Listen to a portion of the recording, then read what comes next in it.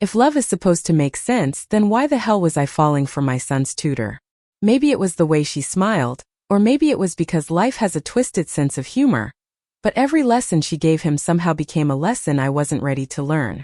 It all started on a late spring afternoon in Boston.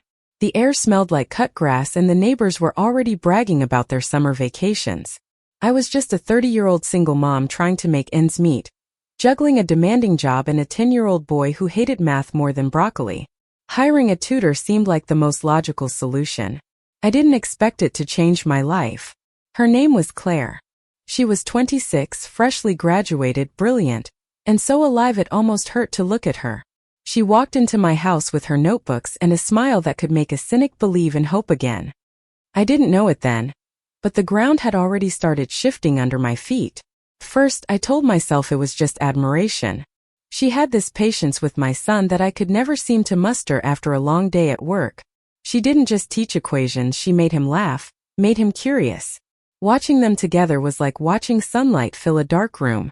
And then one evening I caught myself watching her too long, listening to her laugh like it was a song I didn't know I needed. But how could I even think that? I was his mother, the woman who was supposed to hold everything together. Falling for her was not part of the plan. Worse, I didn't even know what that meant for me. I had never looked at another woman this way. And yet, every time our eyes met across the dining table, something shifted. Her gaze lingered, questioning, daring. I told myself I was imagining it. Until I wasn't. One night after a lesson, my son had already gone upstairs. Claire stayed behind, helping me clean the kitchen. The silence stretched between us, heavy and electric. She handed me a dish towel, her fingers brushing mine, and it felt like the air got punched out of the room. "You work too hard," she said softly. I laughed, but my voice cracked. "That's what moms do."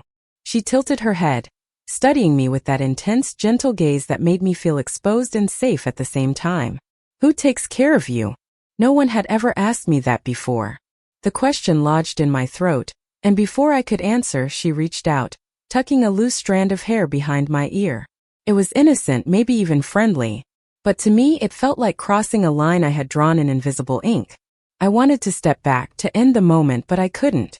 My body betrayed me, leaning in, caught in the gravity of her presence. For a heartbeat too long, we stood there, and the world outside seemed to fade. I broke first. "Claire, I can't," she pulled her hand back immediately, her cheeks flushing. "I'm sorry. I shouldn't have." "No," I whispered, my chest tightening. "It's me. I just don't know what this is." Her smile was bittersweet, but her eyes held a softness that undid me. "It's okay. You don't have to know right now." That night I lay awake staring at the ceiling, replaying every second of her touch, every unspoken word between us. Something inside me had cracked open, and I knew I couldn't close it again. Days turned into weeks, and every lesson became torture. I tried to act normal, tried to keep my distance, but the more I pushed her away, the closer I wanted her. She didn't force anything, didn't push me to admit what I felt. She just stayed, with patience, with kindness, and with that smile that kept unraveling me thread by thread. The breaking point came on a rainy Friday. My son had fallen asleep on the couch, his homework scattered across the table. Claire and I sat in the living room, the sound of rain tapping against the windows. She looked tired, her hair damp from the storm, her sweater clinging to her shoulders. Without thinking, I reached out and brushed a drop of water from her cheek. Her eyes widened, and I realized too late what I had done. But she didn't move away. She leaned into my hand just slightly and whispered, "You don't have to be afraid." Something inside me snapped. Years of loneliness, fear, and walls I had built around myself crumbled in an instant. I pulled her close, and for the first time I kissed her. It wasn't perfect, it was messy, desperate, and trembling with all the things I hadn't allowed myself to feel. But it was real. And it was mine. When we finally broke apart, she rested her forehead against mine, breathless. "Now you know," she murmured. And I did. For the first time in years I felt alive. The kiss haunted me for days.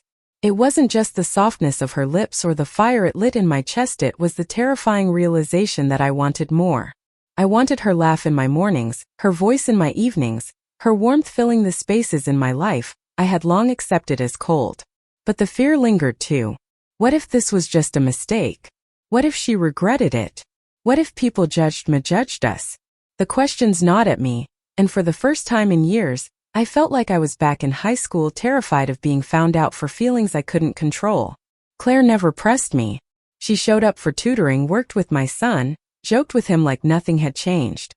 Yet in the pauses, in the glances, in the silence that stretched between us, I felt the truth we were both holding back. One night, as I tucked my son into bed, he looked up at me with his innocent brown eyes and asked, "Mom, why do you smile more when Claire's around?" My heart stopped. Kids see everything. I ruffled his hair, gave him some vague answer, and kissed his forehead goodnight. But his words stuck with me. Maybe this wasn't just about me and my fears. Maybe this was about showing him what love could look like: authentic, brave, and kind. Still, doubt clung to me. I avoided being alone with her for weeks, until the day everything unraveled. It was a Saturday afternoon. My son was at a friend's house, and Claire stayed after dropping off some homework notes. I offered her coffee, and we sat across from each other at the kitchen table, the air thick with all the words we hadn't said. Finally, she broke the silence. "Are you going to keep pretending that kiss didn't happen?" Her voice wasn't angry, just steady, strong, the kind of strength that scared me because it mirrored something I didn't think I had. I lowered my eyes to the mug in my hands. "I don't know how to do this. I've spent so long telling myself what I'm supposed to want, who I'm supposed to be. And then you came along and..." My voice cracked. "You turned everything upside down." She leaned forward, her hand covering mine. Her touch was warm, grounding. "Maybe it's not upside down. Maybe it's finally right side up." Tears burned in my eyes. What if I messed this up? What if I hurt my son or you? Her gaze softened. "You're already teaching him what matters. That love is about kindness, about courage, about not running away when something real finally shows up." Something inside me broke open, and before I knew it, I was sobbing, years of loneliness pouring out of me. Claire stood, pulled me into her arms, and held me like no one ever had. I sank into her, trembling, and for the first time I allowed myself to believe that maybe, just maybe, I deserved this. The weeks that followed weren't easy. Whispers in the neighborhood started when Claire came around more often. Some friends grew distant. My mother's voice on the phone turned sharp, filled with questions I wasn't ready to answer. But through it all, Claire stayed. She cooked with me, laughed with me, argued with me, loved me in ways I hadn't known love could exist.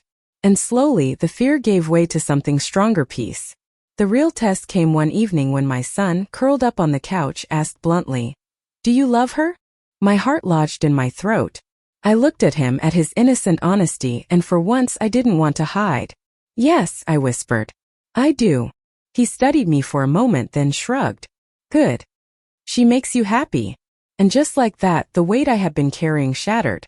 Children have a way of cutting through the noise, of seeing the truth adults are too afraid to face. From that night on, I stopped apologizing for us. We went to the park together, dinners together, laughter filling the spaces that used to echo with silence.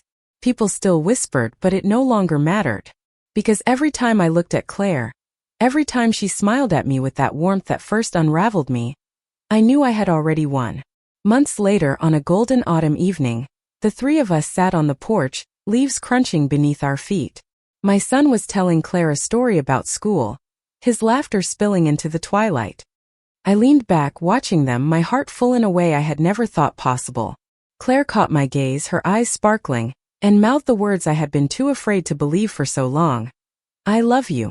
I mouthed them back, no hesitation this time. And in that moment I realized the truth. The greatest lesson Claire had ever taught me wasn't about equations or patience. It was about love: messy, complicated, terrifying love. The kind that heals. The kind that saves. The kind that feels like home. Thank you for listening. Like and subscribe to get notifications about next videos.